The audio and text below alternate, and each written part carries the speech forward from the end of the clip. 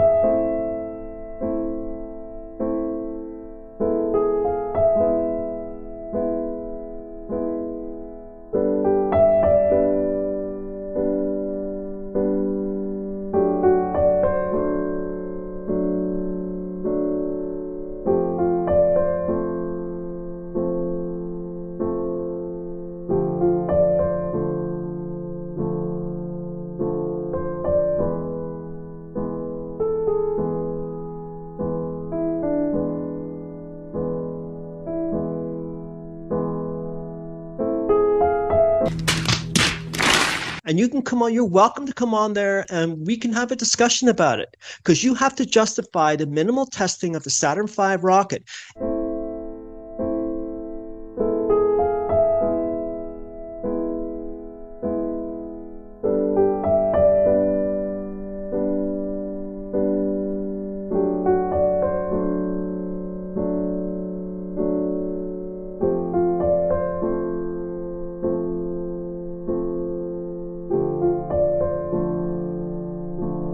Now, I want to address specifically the minimal testing of the F1 engines and some of the comments that have been made from the NASA proponents that the reason for the minimal testing is because of the enormous cost that would have been involved.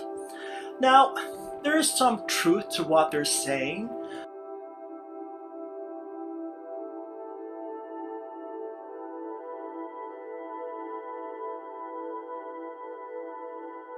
But somehow they're justifying safety for money.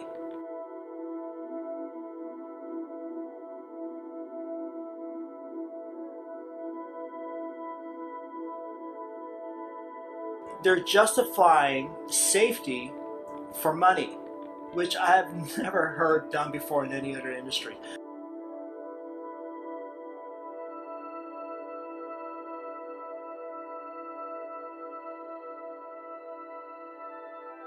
So that's a very interesting admission from the NASA proponents.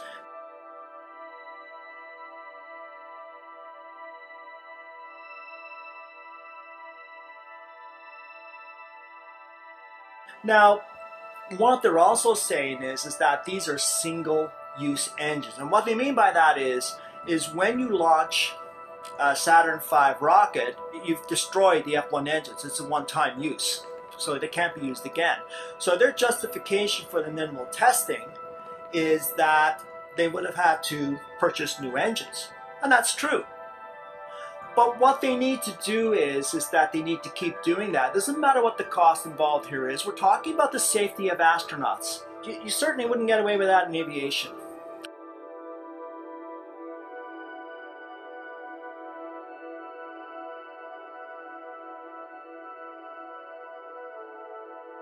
Not that that actually happens, because those engines are actually, are reusable, as everyone knows.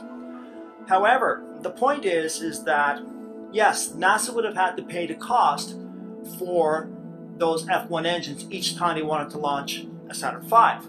But we're looking for consistency in terms of data, and that is the benefit of doing testing of the F1 engines in the Saturn V. And that's what I'm talking about in terms of finding at least some comparable testing to the static testing that was done.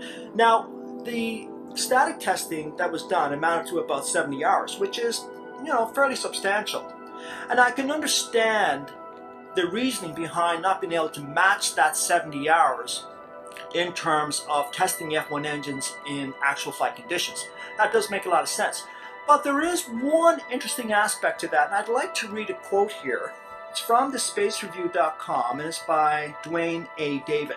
And this is what he says, quote, The 5-engine cluster used on the Saturn V was fired at the Mississippi and Alabama test facility 34 times with full 18 full duration tests for a total of 15,534 seconds of engine experience. That part of the quote I want to read again here. With 18 full duration tests for a total of 15,534 seconds of engine experience. Now, what he's talking about there is that they did a cluster of 5 F1 engine tests, which is basically simulating what you would actually have in the Saturn V rocket in the first stage, because each rocket had 5 F1 engines. And they did 18 full duration tests, which is just over 2 minutes each. So we're looking at about 36, 37 minutes of actual testing there. That is the number that NASA could have matched, and it didn't. As we know, there was only 2 unmanned launches of the Saturn V for a total of 4 minutes combined for the use of the F1 engines before they sent up the first manned mission.